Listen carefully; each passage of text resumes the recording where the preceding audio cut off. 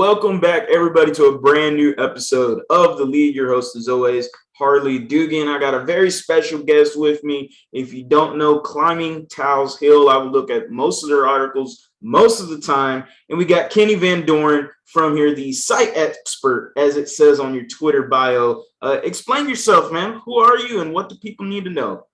I'm Kenny Van Doren. I'm just a 20-year-old kid from Houston, Texas. My title is a site expert. It's more of just like an editor title for the website Climbing Towels Hill. I run all the social medias. I edit columns. I write my own columns. I put everything up on the website, and it's practically what I do.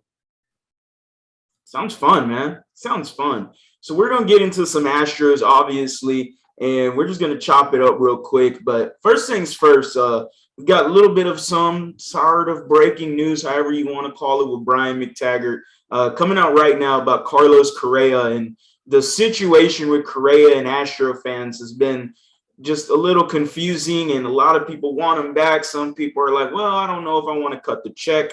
What are your initial thoughts before we get into that? I think comparing to Correa to what other like shortstops have gotten in the last year, we look at Lindor, 300 plus million, and that's the issue. Carlos Correa is better than Lindor. He has a higher WAR and less career at bats. He is a year younger. And so Correa going into this market with a bunch of other top shortstops is going to be pretty tough. He's going to be comparing himself. I wouldn't be surprised if he waits it out a little bit and sees what other people are getting, so he can be the highest paid shortstop, because he knows he is the best shortstop in Major League Baseball based on WAR. If he's better than Lindor, he's probably going to make more than money than Lindor. And then comparing that to what the Astros have done in recent years, I doubt they would want to go long term. But, Correa's, once in a generation shortstop, someone who can hit 20 home runs a season and be a Gold Glove shortstop is a pretty big deal. Well, just looking at that, I think they'll have to meet in the middle. I don't think Crane and Click, I don't think Jim Crane is going to go overboard and give that 10, 11-year contract that, something that Correa would want. And he's going to have to cut it down by probably adding more money to each year. Instead of doing $25 million a year, you'd have to do something around 30 or 32. Yeah, I've had the same mindset. I've been stuck on the 7 years, 210 million. That's what I've been stuck on, the AAV of 30, and you can even possibly backload the contract or however he wants to do that.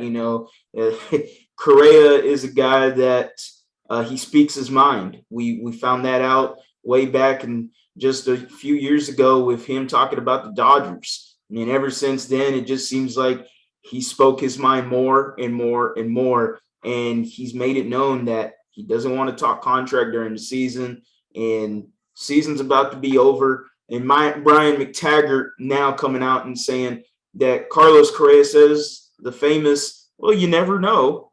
And that's always a quote you get from a lot of players on either their way out or their way back staying with the clubhouse. So Carlos Correa potential return, 7 years, 210 is what I'm looking at. What do you think is what's your predicted years in total salary? Well, not seeing anything over 10. I don't think that's really possible. I don't think Crane would ever want to do something that long term. I know like the longest contract to date with him is for Josh Reddick, or that was like the biggest contract he's ever done. And so I guess, it's just going after and bringing back Correa is going to be a tough one. I know last offseason when they were settling arbitration cases and the Astros agreed to something before the arbitration case, and we were all like, oh my gosh, like they're going to do it. They're going to extend him this offseason. Nothing ever came of it. And it didn't really look like the Astros were really interested in talking to him either. I know Correa said he wasn't going to talk during the season. It takes away from the game. But, Click also said our door is always open. They weren't going to extend any offers. They weren't going to talk to him about it. They were comparing him to what Xander Bogaerts got at 5 years, 125 million, something around that. And I guess in the end, it's going to have to come down to 6 or 7 years. Correa's going to have to go down. He's going to have to probably settle for, I want to say 6 years and 30 million. It's going to be tough. don't know. If he's going to make more money somewhere else, he's going to go there. Like, he's gotten his World Series ring. He's been the face of the Astros. He's been a top 3 player for them the last 3 years. And if he's going to make money somewhere else, more money somewhere else, I just don't see why he wouldn't take it. Yeah, total agreement there. I wouldn't see why he wouldn't take it either.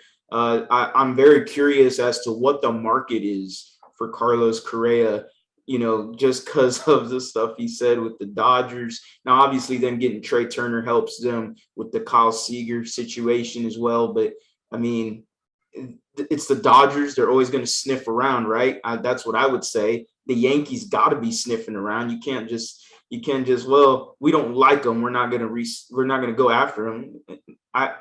In business, you could care less, right? I assume you got Dodgers, Yankees. Who else you think you got in mind?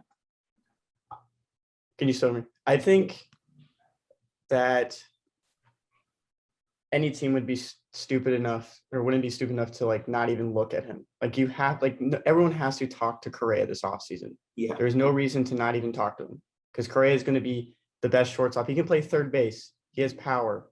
And this is going to be, take the Yankees, for example. I know Yankees fans despise every single Astros. But Gleyber Torres is no Carlos Correa. Gleyber Torres is declining immensely, especially you can look at this season. And if they want Carlos Correa, they better just offer him something. Better even talk to him. Yeah, I mean, you got them too. The Angels have been a team that I've heard that could also, the Angels throw money out there. Detroit Tigers, in wondering whether Correa would look at the Detroit Tigers. Obviously, the connections with AJ Hinch, the way he's got that team playing is, we know Hinch is a good manager. He's got that team playing some good baseball, and they're competitive. They're a competent team. Whether win or lose, they're just a competent team.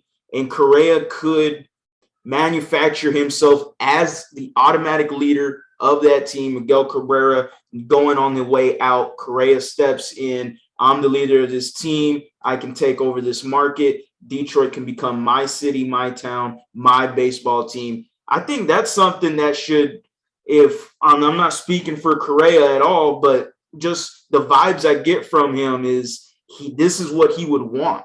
Am I right or am I wrong there? I think you're totally right. I think the last few years, he's always been the younger guy. He's been in the shadow of George Springer, even the shadow of Alex Bregman, Altuve. And I think wherever he wants to go, he should be the face of the franchise. And you take a team like the Tigers that are almost done with Miguel Cabrera's contract. They're not paying anyone else. It's a very young team, very talented team. And I feel like next year they could be a dark horse for a wild card spot. And AJ Hinch is honestly a dark horse for manager of the year this season. And if they take Correa on, that would be their leader. He would be the face of the franchise, and they'd put all their money on him. And then they have these top 100 prospects chilling in AAA right now that will probably make their major league debut next year. And actually, one team I would say that would be a dark horse for Correa is the Texas Rangers. And I know that's an in-division rival, but look at what the Rangers have right now. They're not paying anyone big. Adolis Garcia is on a decline this season after the All-Star break. They can move Kiner Falefa. Kiner Falefa is hitting 100 points below the league average in OPS. So might as well. That's another team that should probably look at Correa. Yeah, the Rangers is something that even obviously sports talk never ends in the household. Me and Dad talk all the time. So it was a team that he mentioned. And I was like, the Rangers, and then he starts talking to me more about it. I'm like, well, I mean, they weren't afraid to go after an Alex Rodriguez, and they're not afraid to spend money. They're a team that will pull out checks. And if Correa's there, I mean, why not? At the end of the day, why not? The guy should have won a Gold Glove last year.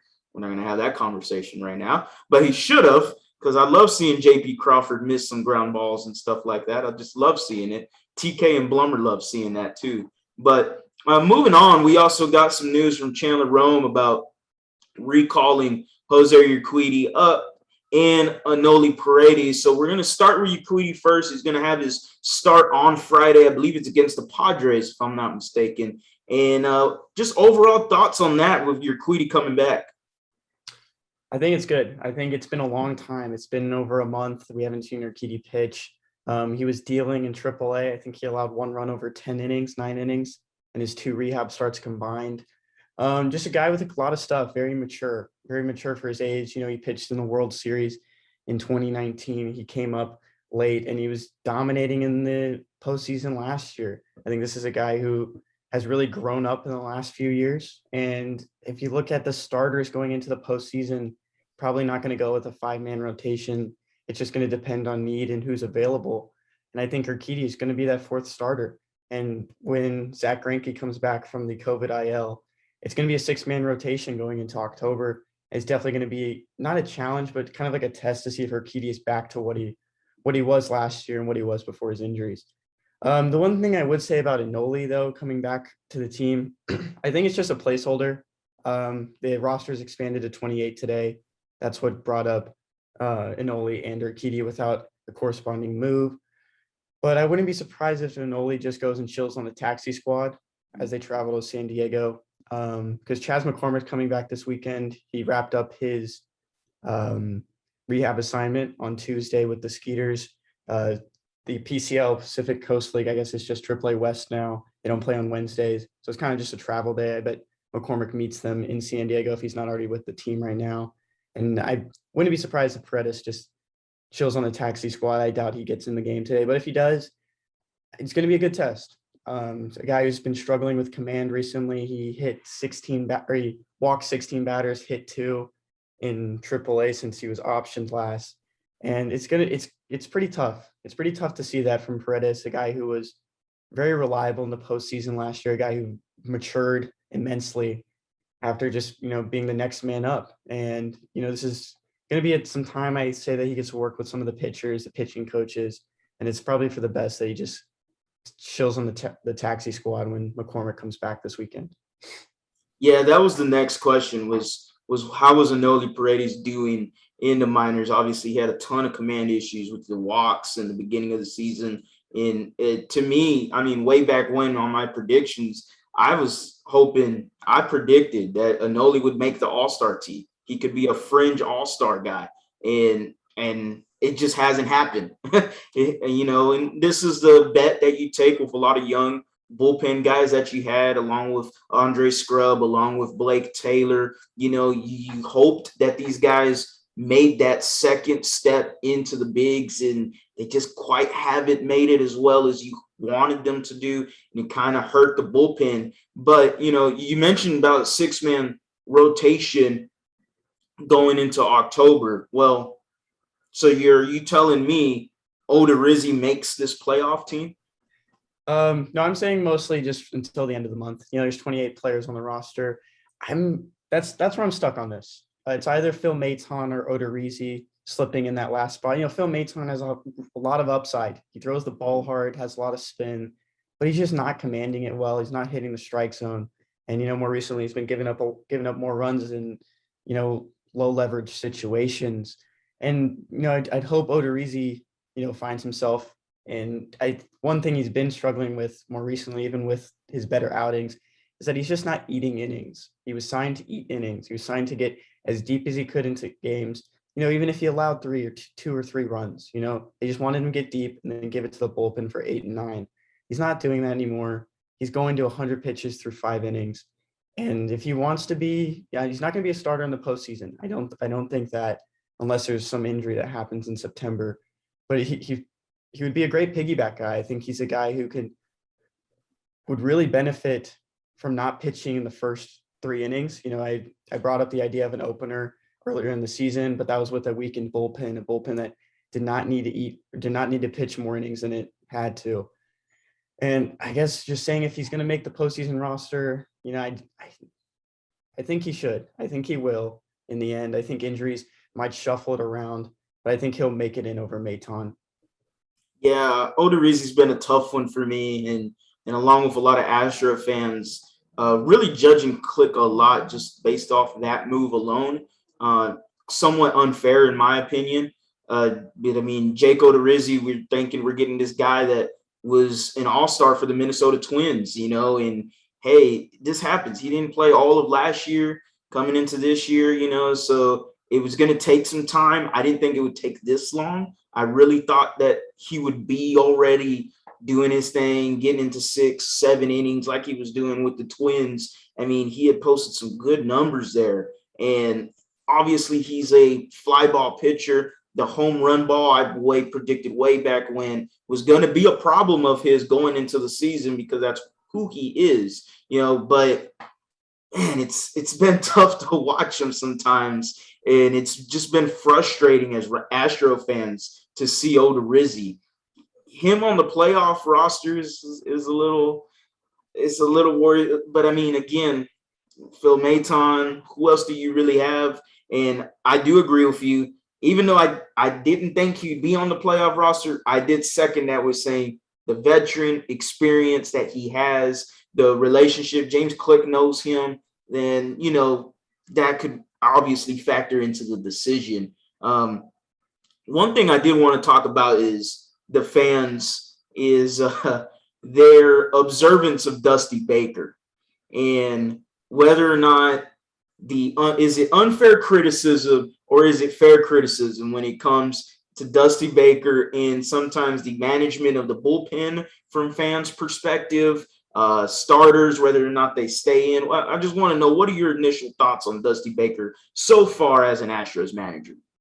I think he was the best option. Honestly, when they hired him in 2020, who else was going to take that job? Yeah. Who else wanted to come in? He's a player's manager first. He is, eyed as a top 3 manager in baseball by his fellow peers. That was in a Baseball America poll. But he's a little behind on it. I know people have experienced or have expressed issues with shifts. Like, I can promise you, Dusty Baker does not call shifts. That is all Joe Espada. It's all the bench coaches. And I bet even more recently that Brett Strom is pulling the strings on what pitchers are available, what pitchers should be pitching. And I know Chandler Rome has also talked, or there was a thing on Twitter, a video of him and Dusty kind of going back and forth on who was available and who was going to pitch. I think Dusty Baker, this is the problem he's kind of had that's gone back even when he was the manager to the Cubs in the early 2000s when he was with the Giants. He leaves pitchers in for a long time. Like, that's not something new. Like, he's been doing that forever. And that's the old school manager mentality. He's going to use every ounce that he can get from you. He's not a totally analytical coach. James Click is one of the most analytical minds in baseball. He is someone who built a website. He built Baseball Prospectus with other people in the early 2000s, and he was the Rays assistant general manager. So this guy is all about numbers. And I don't know how well him and, Dusty Baker get along. I know that there was kind of like a little bit of anger about Miles Straw being traded, and I know different things kind of go back and forth between them. But at the end of the day, I'm still on the Dusty train. I still like him as a manager. I think he's great for these players. I think the players do, and other coaches have a say in what kind of goes on. I think just Baker has like the last say, and he'll make the call. Yeah, at the end of the day, I think I am still on the Dusty train. I still have my ticket. I am also got one eyeball looking at others as well, specifically Joe Espada, who I think is going to be the manager for the Astros next year, just because of the stirring of the Miles Straw trade. I think, and I have no idea, no source behind that, but I feel like that trade really rubbed Dusty Baker the wrong way. And I felt like James Click wanted to bring up Jake Myers a long time ago before that. And that's just from context clues and him talking about that trade about Miles Straw. I was like, okay, this is a little awkward. And Jake Myers, I mean, my goodness, did we just fall into the next center fielder for the Astros for the foreseeable future?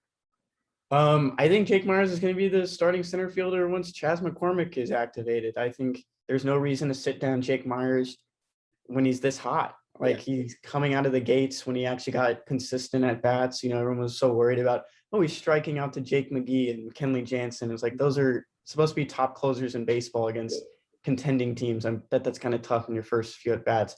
But, at this point, it's hard to say they'll platoon McCormick and Myers. They're the same player. They hit right-handed, they throw left-handed, they hit better against lefty pitchers than righty. I think it'll just kind of be some split time. I feel like there'll be like 2 games here, 2 games there. one comes off the bench. But this is just the outfield. Like ever since the last 2 years, AAA outfield has been immensely better. Like Ronnie Dawson, who's guy who's kind of fallen off a little bit. He's in AAA right now, but he was brought up when there was a COVID outbreak. You know, you have Jose Siri, who turned his career around. Somebody who was at a below 600 OPS and is now hitting like almost a 900 OPS. Kind of fell off a little bit, but he's back to smashing home runs. He's the guy that's waiting on his opportunity now. You know, Jake Myers was a guy who was destroying the ball on the road. And I've been to a lot of Skeeters games. I sit in the press box, and I know the Skeeter Stadium, the wind blows in. It was probably tough for Myers to hit a lot of home runs there. But his OPS on the road was like over 1,000 for a few weeks into the season. And so there was just no reason to keep Myers just waiting. And you know, Miles Straw, I love him to death. Like I was a big Miles Straw supporter throughout the whole season. It's just, yeah, I know. Yeah, I know everyone has their own opinion on him, but I feel like he was turning it around. He's turning it around right now. He's playing well for Cleveland. That's true. Yeah, but I feel like Jake Myers he just has more tools. You know, Jake Myers is as fast as Miles Straw. He probably has a lot more range. We saw that in Texas this past weekend. And he has a lot more power. Like Myers has the power, and he's a humble player. You know, you can see that he hit that grand slam, didn't sweat. Just ran the bases. I really like him. I love McCormick. I talked to him a little bit earlier in the season. I think he's a great guy. He's a great team player. He'll play wherever they put him. And he told me he wishes he was right-handed so he could be a little bit more versatile, so he can play some infield. He said he's not big enough to play first. But that's definitely going to be a good question when both of them return. I did write about that when McCormick hit the IL, but I'm thinking this is Jake Myers' time to kind of take the starting role. Yeah, and this just precedes me more into the future of the Astros. Is who else should fans be looking at right now? If Jake Myers is the answer at center field, well, we have just seen this guy that was raved about in Pedro Leon, and I know he's being played at shortstop right now, but you also have Jeremy Pena, who just coming off the IL, and he got promoted to AAA in Sugarland, if I'm not mistaken.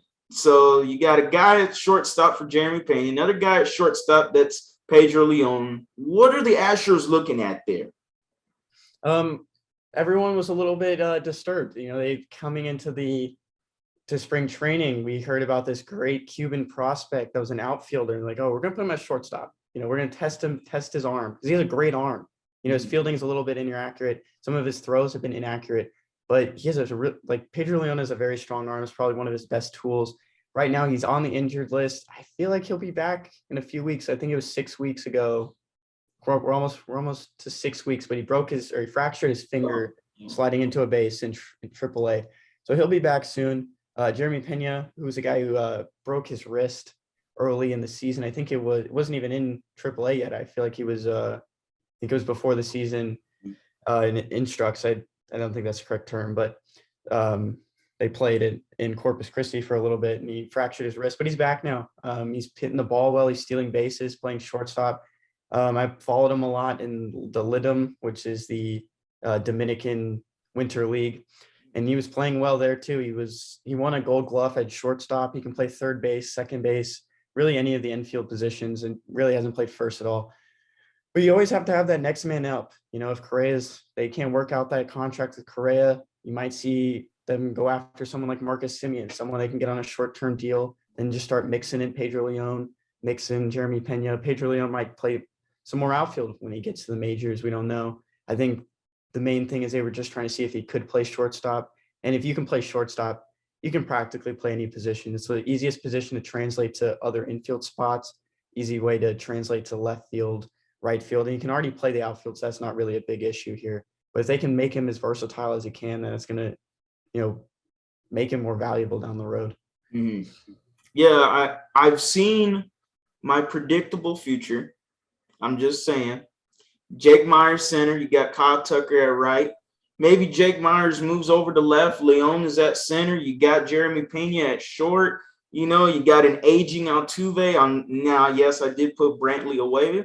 Brantley's getting a little older, you know, and the youth movement for the Astros has to come sooner or later with the outfield and with these other guys. You have Bregman. Now, first base is always a question mark for me. I don't know anyone down there that is really doing anything for first base for the Astros. One guy that hasn't been really talked about a lot is Norel Gonzalez.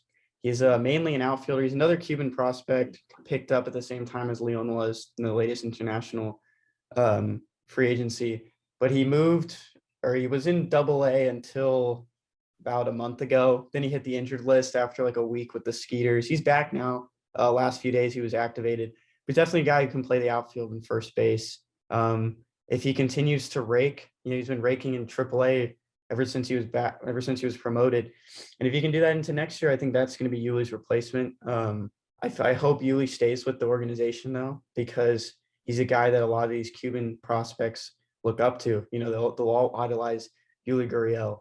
And, Yuli's been a guy who's turned around his career. Like this year has been his best year ever, and he's 37. Mm-hmm. So if he plays well next year, maybe just another 1-year deal with a buyout somewhere in there, and just keep him around until you get the, juice whatever Yuli has left. Yeah, I agree with you on Yuli. The same thing with Maldonado as well. I think another guy that could transition into the clubhouse for the Astros. I think he has a coaching spot with his name already written on there. If he's already a coach already, if I'm not mistaken. But I mean, the pitchers love Maldi, and hey man, Maldi's awesome. I love Machete. He's just a guy. Look, he's not flashy at the bat or anything, but damn it, when he gets hot, he's pretty darn good. Throwing out, oh man, I forgot who he threw out, what team it was, just multiple times. I had forgotten already who he threw out multiple times in that one. It was against the Royals. There we go. And I mean, defense is still there. He still gets a lot out of his pitchers. He expects a lot out of them. Again, he has a spot to me as a coach anywhere for the Astros. The Yuli one I haven't heard, and that's interesting to me. I agree there. Never heard it though. Never heard about Yuli being a coach potentially. But obviously, I wouldn't say a coach actually. I would just say maybe of like an assistant to the general manager, kind of someone not in the coaching spot, advisor role. Advisor, can maybe go to Cuba and help, reel in some good prospects. Yeah, that would be great for me. Hey man, I gotta rep the La Pena gang. Gotta rep it. Okay. And so, moving on with catcher though, Corey Lee is the one that everyone keeps mentioning about. And let's not also forget Barry Hill down there, who's raking. I mean, people sleeping. I think you got something obviously with Corey Lee. Can Barry Hill be a potential trade or something with him, or do they keep him? What are your thoughts on the future of the catcher position? The one thing I would mention about Corey Lee is a lot of people have been saying like, "Oh, bring up Corey Lee, bring him up." Well, first, he's not on the 40-man roster. Yeah. Second, he's injured. Mm-hmm. And third, he hasn't played past Double-A for like 35 games, so he's not going to play this year. A lot of people anticipated. He started in High A. He's still in the IL with a minor oblique strain. That's what Chandler Rome reported a few weeks ago. Hasn't been activated, but we look at Luke Berryhill, like that was a steal for Cianel Perez, who's a left-handed relief pitcher now for the Cincinnati Reds. And the cool thing about Berryhill is if baseball doesn't pan out, he's going to be a country singer. He does a lot of national anthems in the minor leagues. He could be a trade piece. I didn't even think of that. I never really thought about it. They really flipped Cianel Perez for somebody who could be a backup catcher in 3 years. I don't think next season he touches the major leagues. He might boost himself to Triple-A. Depends on how well he does in High A this year and how well he does in spring training next year. Looking at the other catching options, Scott Minaya, I reported a few days ago that he did break his hand. He is out for the year. He's working his way back now. He's another guy. He's a little bit older. He's about 25, I think now. They got him in the J.D. Davis trade in 2017 with the New York Mets a long time ago. Yeah. But he's a guy who can play first base as well. Somebody who has a lot of experience, somebody who probably would have been in Triple-A this year if it wasn't for the injuries. But, the outfield, or not the outfield, the catching room, behind Garrett Stubbs, behind Michael Papierski in Triple-A is getting better. You idolize Corey Lee. Corey Lee is going to be the future of the catching position. But it's gonna be a little bit different. There's gonna be people behind Corey Lee that'll probably make a running to be a backup catcher for him at some point. Yeah, the catcher position is Luke Berryhill is such a surprise to me. I didn't expect. I just thought it was a wash trade. You're getting rid of Perez, you get Berryhill. Oh, okay, whatever. And that was just whoa. Okay, this guy's actually raking down here. This guy could actually potentially be somewhat of a trade benefit for the Astros potentially maybe next year or in 2 years or however they want to look at that. Jose Siri, isn't he what 26 now? I think so. I think he's 26. He's in his mid-20s. Yeah, in him raking already, I thought he would have been called up. Never did. Obviously, he can't play the center field position. He's corner outfielder only, but I thought that would be a guy that would be up here already, and I haven't seen it yet. And I just look at his numbers, and the slash is amazing. I mean, I'm kind of confused on what they're going to do with Jose Siri. Actually, he has been playing a lot more center field ever since Brian De La Cruz was traded and Jake Myers was brought up. They've kind of run dry on center fielders. They can't put Ronnie Dawson out there every day. Kind of him and Siri kind of mix into the center field spot to get some more innings. But, he's a guy who doesn't take many pitches. That's really what his weakness was in AAA when he was with the Cincinnati Reds. He's kind of bounced around a little bit. I could have been trade bait, honestly. It could have been like, oh, this guy is slashing like crazy. Like he's hitting home runs again. His OPS is above 900. Who wants him? We got him for free. Who wants him? But, I guess in the long run, maybe next season, there's just not really an outfield spot. Like Tucker's not moving. McCormick's not moving. Myers isn't moving unless one of them's traded. I don't think there's any reason to trade Tucker or Myers. And Brantley has one more year. Yeah. And so they're not really going to add another outfielder, in my opinion, to the 40-man roster. It's going to be really tough. And Siri's going to be back next year. And if they can maybe trade him away, he's getting a little bit older. Doubt he wants to just sit in AAA for the rest of his career. Mm-hmm. So if they're just going to put him down there, and they might as well at least see what's on the market for him. Yeah, I'm definitely opening up to that more and more just because of his age overall. I didn't think he would be anything for you, really. I just thought he'd be a really good minor league guy, but not numbers like this. And he's changed his approach at the plate a little bit. Still somewhat of a high strikeout guy, if I'm not mistaken. I know he had a problem with that early in the minors. I don't know if it's still lingering. Yeah, actually, in the middle of the season, you can look at his baseball reference page. It's like 0 walks, 0, 0, 0, 0, 3, 2, 3, 2. It's like just a short stretch of games. He was taking pitches because people didn't want to pitch to him. Yeah. And so he was kind of building this new plate discipline. And more recently, he's just back to hitting home runs again. I guess got a little tired of it. I don't know. I'm not going to speak for him. But, he's back to hitting the ball hard. He does have most of his outs are strikeouts. He's a guy that has a kind of a short swing, but it's also really wild. He'll go chase that ball. He'll do whatever he wants to get on base. And that's probably why it looks like he strikes out a lot. But, like you said, more recently, he has been a little bit better with that plate discipline. Yeah, and so moving on with that, pretty much asked what I've wanted to ask. But the ultimate question is, who's playing shortstop next year for the Houston Astros?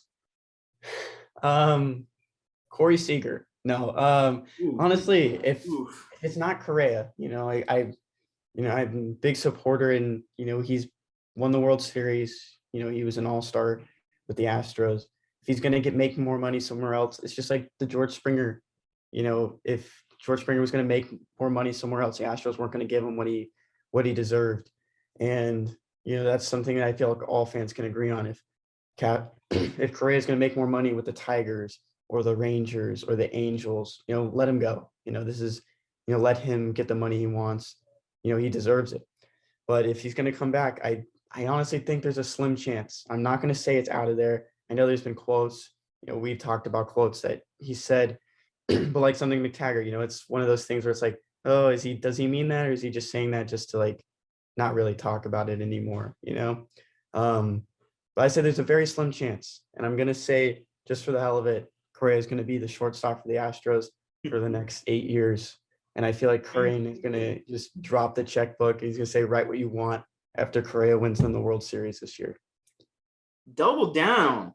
Correa shortstop. and Astros 2021 World Series champs? That was the next question I was going to ask you. Who is going to win the World Series? I've already said the Astros. Even when they're struggling, they struggled a bit with the Royals. I don't know what Astros team that was. I'm glad that's not pretty. I understand the play against sub 500 teams is very suspect and just a little wild to me, but it seems like every year since 2015 of their uphill climb, there's always been something with the Astros every year, something that's gone wrong or whatever, them going under 500 last year, but then get me to the playoffs, they'll take care of business. And I think what your Queedy said, he already guaranteed we're winning a World Series. So let's get it. We're going to get the World Series. Everyone else can cry about it. The Athletic can write more articles about us and national articles that talk crap about the Astros. Who cares? We're still going to have another championship. We're going to fly another banner. Hopefully it goes good this time, because last time it didn't. The Astros will be 2021 champs. I cannot express that enough. People have laughed at me. People have, believe me, YouTube, the comment section is insane. But moving forward, guys, thank you so much, Kenny Van Doren. Awesome Twitter at the Vandalorian. That is just chef's kiss right there.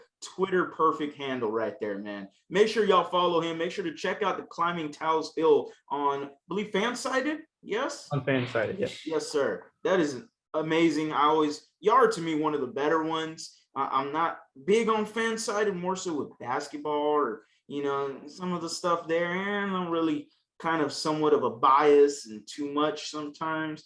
But with the Astros, I see y'all bashed them too. And it's necessary because sometimes you just need some fair criticism. But as always, guys, go Astros, go Rockets, go Texans.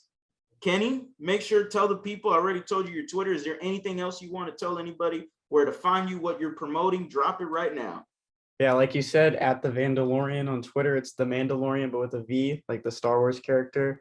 At Astros CTH is our Climbing Towels Hill Twitter account. You can find us on Facebook as well at Climbing Towels Hill and climbingtowelshill.com. If you ever have any questions, if you'd like to join the site, if you want to start writing, you can always join. Just DM us, ask us any questions you want. If you want to just talk baseball, you can always ask us. Always ask us anything.